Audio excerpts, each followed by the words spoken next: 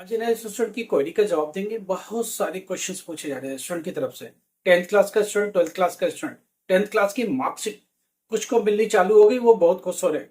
बहुतों को नहीं मिली है, वो क्या करे, कैसे करे, कहाँ से ले। मार्कशीट की बात हो रही है, मार्कशीट कम सर्टिफिकेट की बात हो रही है, माइग्रेशन कम ट्रांसफर सर्टिफिकेट की बात हो रही है। ये दो डॉक्यूमेंट जरूरी है उनको रिसीव करना जो पास हो के अप्रैल 2024 में। आगे की बहुत सारे क्वेश्चंस है, वो भी आज क्वेरीज लगे। पहली बात, एक स्टूडेंट का क्वेश्चन है कि एनआईओएस क्या एलिजिबल है मेडिकल के लिए, नीट के लिए, फार्मेसी के लिए। पहली बात, हाँ एनआईओएस एलिजिबल है नीट के लिए, फार्मेसी के लिए। मगर एक यहाँ पेच है, कुछ स्टेट्स फार्मेसी के ऊपर क्वेश्चन लगा रहे, डी फार्मा के ऊपर क्वेश्चन लगा रहे। वो ये कह रहे कि एनआईओएस स्टूडेंट को डी फार्मा करने अपने स्टेट में नहीं देंगे। अगर दे भी दिया तो उनको लाइसेंस नहीं देंगे। अप्रूवल की प्रॉब्लम आ रही है, हरियाणा में आ रही है, यूपी में आ रही है, कुछ स्टेट्स में आ रही है डी फार्मा को लेके। बी फार्मा के लिए कोई प्रॉब्लम नहीं है, डी फार्मा पर्टिकुलरली इसके ऊपर क्वेश्चन आ रहे। हम लोग इसके ऊपर बात करेंगे। नीट के लिए कोई प्रॉब्लम नहीं है, भारत सरकार ने लेजिस्लेशन पास कर दिया, नीट के लिए क्वालिफाइड है। जेई के लिए पूरी तरह क्वालिफाइड है, एनआईटी में जाइए, आईआईटी में जाइए, उसके लिए एलिजिबल है आप। एनआईएस बोर्ड एलिजिबल है या एनआईएस बोर्ड से किए हुए बच्चे एलिजिबल है किसके लिए? नीट में जाने के लिए, जेई के लिए। इसमें कोई भी प्रॉब्लम नहीं है। आगे की कोई भी फर्दर स्टडी, किसी बोर्ड में जाना, यूनिवर्सिटी में जाना, कहीं भी जाना, कोई भी प्रॉब्लम नहीं है, क्योंकि भारत सरकार का बोर्ड है, हर जगह एलिजिबल है। बस एक चीज ध्यान रखना है, अगर वो कोर्ट में चले जाए तो कुछ नहीं कर सकता स्टेट। अगर एक एडवोकेट उनको नोटिस दे दे तो कुछ नहीं कर सकता। कैसे रोक सकते किसी स्टूडेंट को? एक भारत सरकार का बोर्ड है, उसको रोकेंगे कैसे? जब नीट के लिए एलिजिबल है तो आप कैसे कहेंगे डी फार्मा नहीं करने देंगे? ऑब्वियस है, मगर उसको चैलेंज करने वाला होना चाहिए। इसको चैलेंज किया गया था गुजरात हाई कोर्ट में, उस समय गुजरात हाई कोर्ट ने गुजरात में अलाउ कर दिया था। बिहार में चैलेंज किया गया था, बिहार में अलाउ हो गया था। इसलिए कई स्टेट्स में क्वेश्चन चलते रहते, वो लोग अपने लिए लड़ाई लड़ेंगे तभी हो पाएगा ये बात।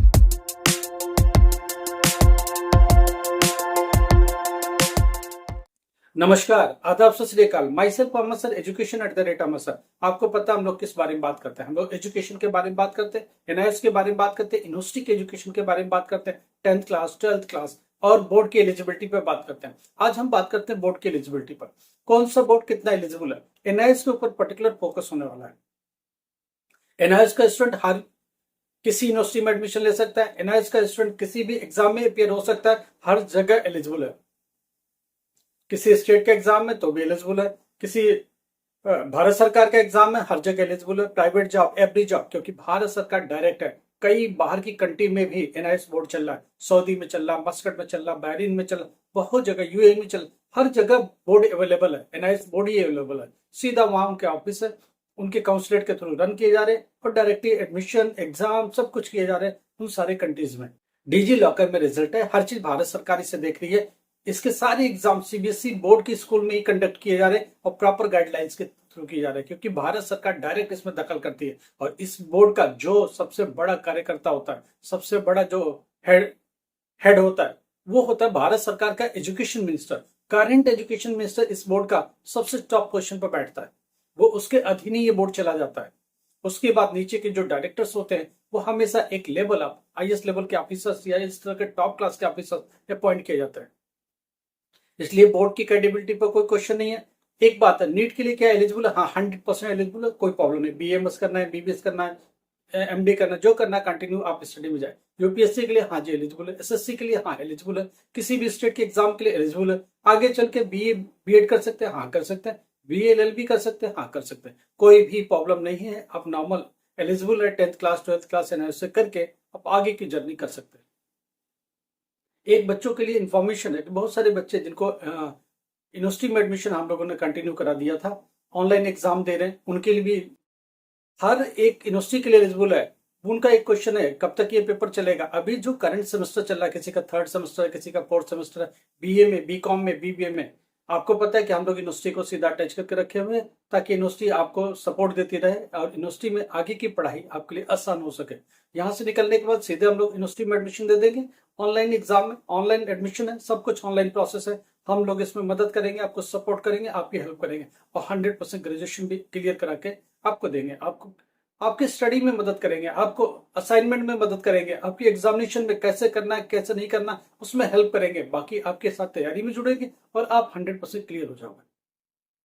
का एक अलग ग्रुप है, उसमें हम लोग डालते रहते हैं, बच्चे आपस में शेयर करते रहते हैं, कौन सा इंपॉर्टेंट क्वेश्चन है, कौन सा आंसर हो सकता है, वो सब आपस में बात करते रहते हैं। तो वो अच्छी बात है, आपस में पढ़ाई करें, नॉलेज दे, एक दूसरे को शेयर करें और हेल्प करें, इसी के लिए वो ग्रुप बनाई हमने।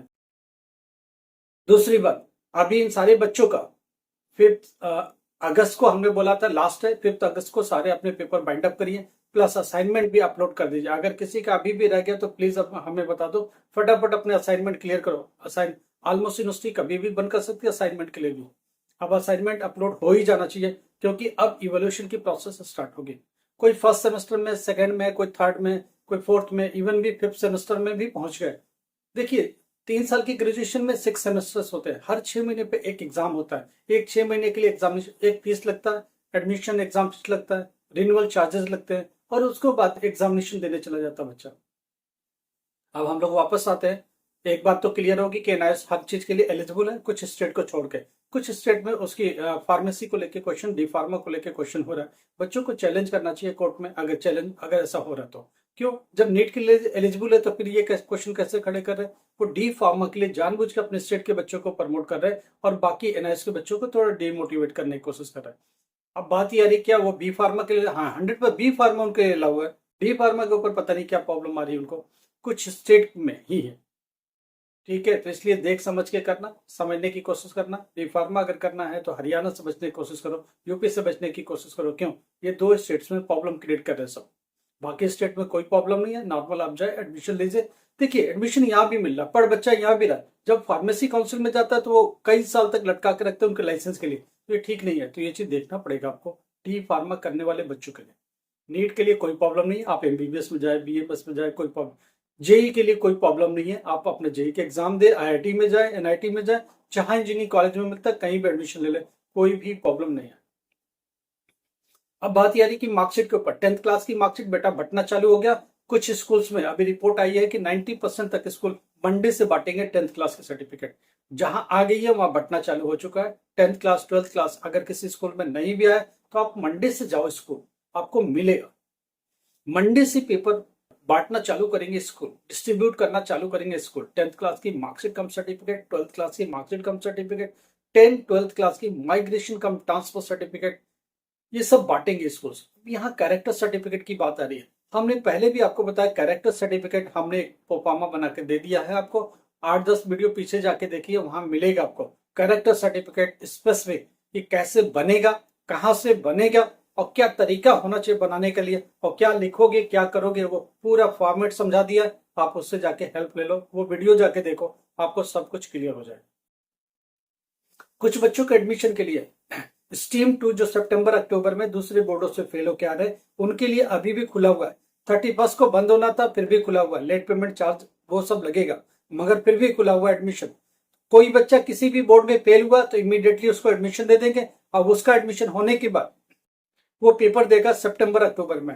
प्रैक्टिकल एग्जाम 15 सितंबर से स्टार्ट होगा और कहां तक जाएगा, 31 सितंबर तक। उसके बाद theory exam first week of October से शुरू होगा, नवंबर 10 तक जाएगा। रिजल्ट कब आता है? 20 दिसंबर से लेकर 30 दिसंबर तक आता है। इतनी चीज ध्यान रखिएगा।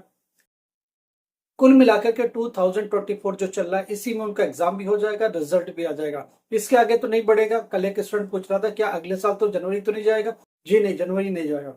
मगर एक चीज ध्यान रखिएगा, जो रिजल्ट है वो ऑनलाइन ही मिलेगा 2024 में। जो मार्कशीट है, प्रिंटेड मार्कशीट है, वो जनवरी एंड में मिलेगा या तो फरवरी फर्स्ट वीक में मिलेगा। 1 महीना कम से कम लगेगा। डिजी लॉकर में रिजल्ट कब आएगा? सितंबर अक्टूबर वालों का 15 जनवरी को डिजी लॉकर में आएगा, क्योंकि 15 डेज एटलीस्ट लगेगा। पहले ज्यादा टाइम लगता था, वे 15 डेज में वो ऑनलाइन देते हैं, डिजी लॉकर में डाल देते हैं। एक बच्चे का क्वेश्चन था, डिजी लॉकर में फोटो नहीं आ रहा। बेटा अभी किसी भी बच्चे का नहीं आ रहा, आप अपडेट करने के लिए बोर्ड को बोल दो, मेल करो, मैसेज करो बोर्ड को, लगातार मेल करो तो बोर्ड करेगा, अपडेट कर देगा, फोटो भी आ जाएगा। अगर आप अपडेट के लिए बोलते हो तो, नहीं बोलते हो तो बोर्ड पड़ा रहेगा। बोर्ड को क्या जाता है, जो दे दिया सो दे दिया। हाँ, डेटा डिजी लॉकर में डाल के देगा गवर्नमेंट, इस बात की गारंटी है। कोई और भी प्रॉब्लम है एडमिशन से रिलेटेड, आपको लाइफ में कुछ प्रॉब्लम है, ग्रेजुएशन से रिलेटेड प्रॉब्लम हो रही है, कहीं आप जाके एजुकेशन में फंस गए हो, कहीं आप सुलझा नहीं पा रहे हो, आप बाहर नहीं निकल पा रहे हो प्रॉब्लम से, एजुकेशन आपका काफी छूट गया है, बीच में छोड़ दिया ग्रेजुएशन, बीच में छोड़ दिया डिप्लोमा, बीच में छोड़ दिया बीटेक, यूनिवर्सिटी कुछ क्रेडिट लेकर के आगे स्टडी को स्टार्ट करा लेती है, हम लोग उसमें आपकी मदद करेंगे। क्या कर सकते हैं वो हम लोग आपकी पूरी मदद करने की कोशिश करेंगे, हेल्प करेंगे। लाइक करो, सब्सक्राइब करो, शेयर करो। Thank you so much.